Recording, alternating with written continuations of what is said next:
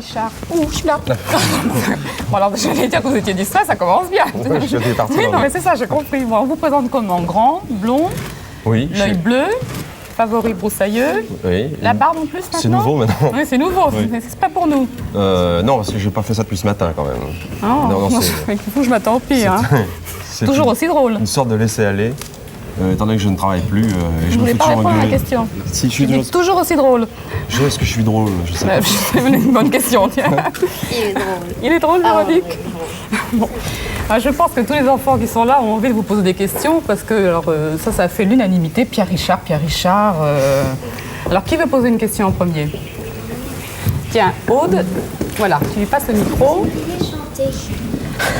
J'ai déjà essayé. Oui. Ça se passe de commentaires. Non, j'ai une jolie voix quand je chante doucement. Et dès que je monte un peu ou je descends un peu trop, j'ai une voix sur 3 notes, quoi. Elle est belle. Sur 3 On notes. peut faire un essai? C'est déjà pas mal. Hein? C'est déjà pas mal. Oui, c'est peut-être pas mal, mais enfin, c'est pas suffisant. C'est pas- Il y en a qui chantent. Alors, j'ai effectivement, j'ai travaillé.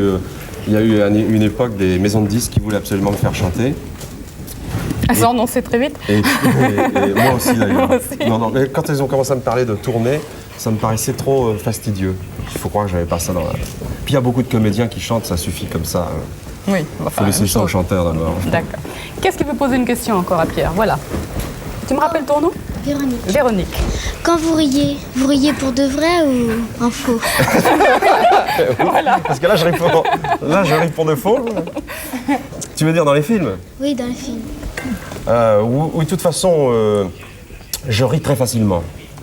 Et c'est vrai qu'il y a des jours où on n'a pas envie de rire et j'ai une scène où je dois rire, mais ça me vient. C'est plus facile pour moi de rire que de pleurer. Tu vois.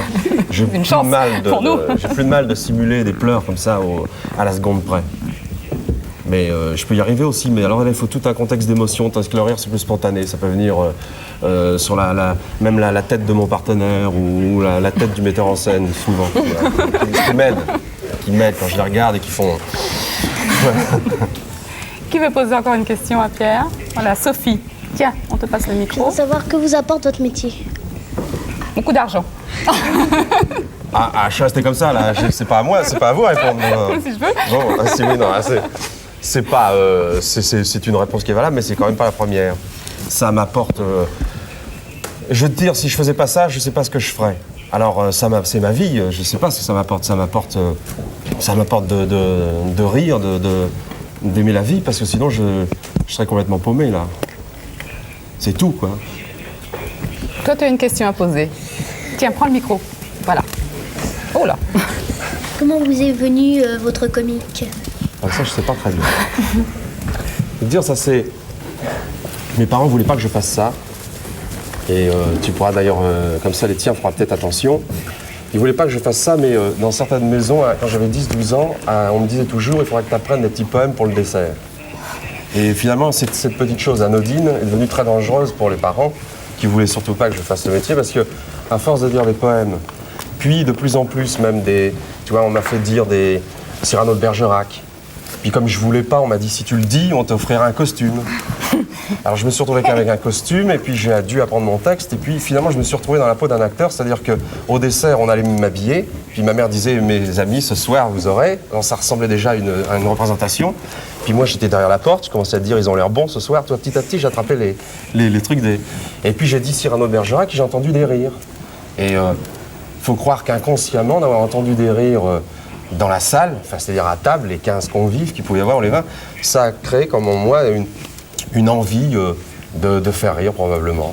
Peut-être pas au début évidente, mais à force de dire Cyrano de Bergerac, j'ai commencé à le peaufiner, tu vois. Je faisais de plus en plus rire. Finalement, je ne suis pas retombé, n'importe quoi. Et je crois que c'est ça qui m'a donné envie. C'est ça ta question? Oui. Oui. Ouais. Est-ce que vous pouvez encore le dire, Cyrano de Bergerac?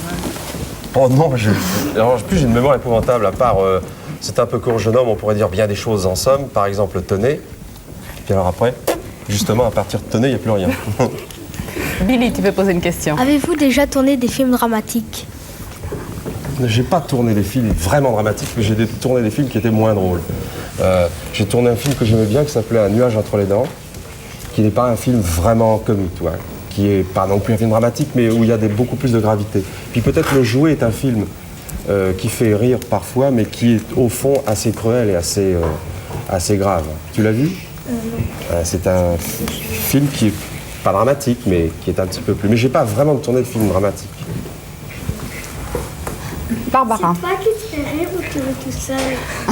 Non, ça peut être toi qui me fais rire. Moi, je ris pas tout seul comme un imbécile devant ma glace. Hein. Tu vois, devant ma glace comme ça, en train de rire comme ça. Non, ce sont les autres qui me font rire. Moi, je me fais pas très rire, tu sais. Là, Malala a une question à vous poser aussi. Vous arrive-t-il d'être vraiment sérieux dans la vie? Oui, de temps en temps quand même. D'abord, mon métier, je crois que je le fais avec sérieux. C'est pas la peine de rire. Hein. C'est pas parce que je fais l'imbécile que je suis un imbécile. Donc je le fais avec sérieux. Je veux dire, je suis à l'heure, la preuve, je suis là. Hein, on m'a dit. Et puis il y a des choses aussi que je fais avec sérieux quand même. Il y a des choses graves ou mouvantes que je peux ressentir. Je ne ressens pas uniquement que le plaisir d'un gag ou d'une chose amusante.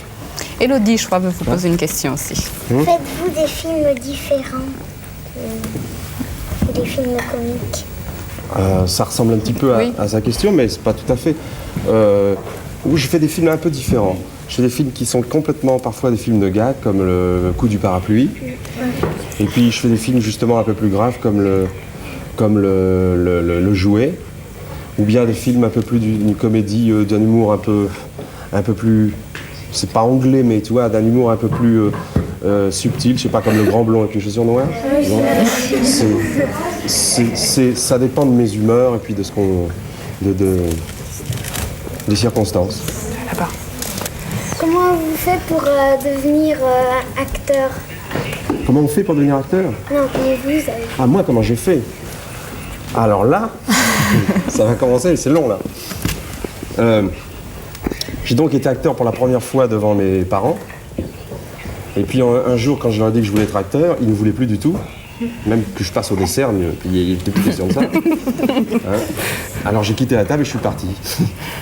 Et j'étais dans un cours du Lin. Le cours du Lin, c'est cours Villard, plus exactement. C'est un cours d'art dramatique. Et puis, un beau jour, Jean Villard est arrivé. Il a dit tout le monde se lève. Alors on fait tous se lever comme ça. Il a dit lui et lui. C'était pas à cause de notre talent, c'est qu'il prenait tous les types d'1m80. Comme je faisais juste 1m80, j'ai été pris au TNP et pour faire de la figuration. Et j'ai vu jouer Gérard Philippe, j'ai vu jouer Maria Cazares, et c'était pour moi la meilleure des écoles. Mais c'est pas comme ça que je suis devenu comédien, mais je te raconte juste le début parce que sinon c'est un peu long. Karine veut poser une question aussi. Combien d'heures travaillez-vous par semaine? 2. 1, 2, je parle. Ça dépend, il y a des semaines où je fais rien du tout même. Non mais ça dépend. Il y a des fois, quand on fait un film, je travaille comme un salarié normal, c'est-à-dire 6 x 8, 48. Tu vois. Et puis, c'est vrai que tout à coup, je fais plus de films. J'en fais pas pendant 2 mois ou 3 mois. Et alors là, je deviens un chômeur privilégié.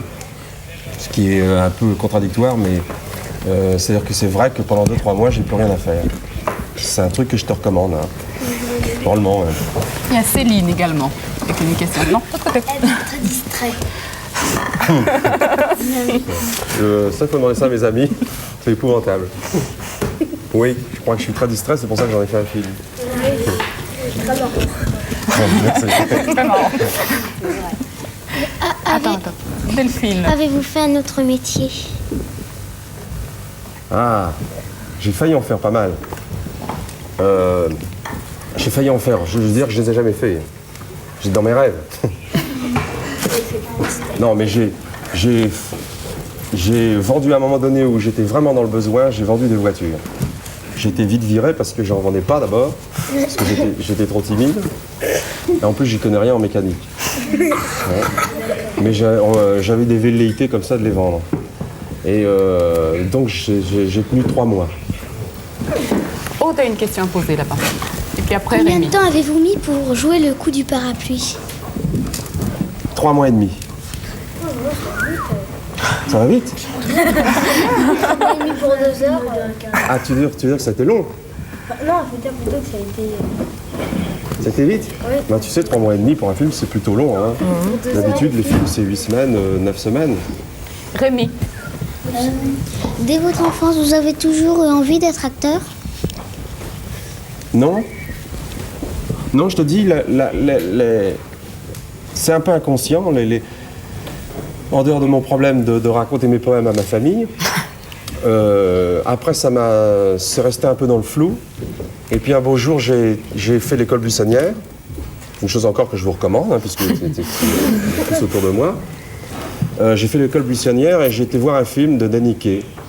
Je crois pas que vous connaissiez Danny Kaye, mais c'était une énorme vedette américaine de l'époque. C'était un type grand, blond, avec des yeux bleus comme moi. Je me suis un peu identifié à lui à ce moment-là. Je veux dire que j'ai été complètement transporté quand je l'ai vu faire ce qu'il faisait. Et je me suis dit, j'ai compris, maintenant, ça y est, c'était le coup de foudre. J'ai dit, ça y est, j'ai compris, c'est ça que je veux faire. Et c'est venu en une après-midi de cinéma. On pourrait peut-être passer à Nathalie, là, qui... Nathalie. Tiens, Rémi va te passer le micro. Voilà. Dans certaines scènes amusantes, comment faites-vous pour garder votre sérieux? Alors, tout à l'heure, on me demandait quand je fais pour rire, maintenant on me demande quand je fais pour garder mon sérieux. C'est vrai, c'est plus difficile des fois à garder.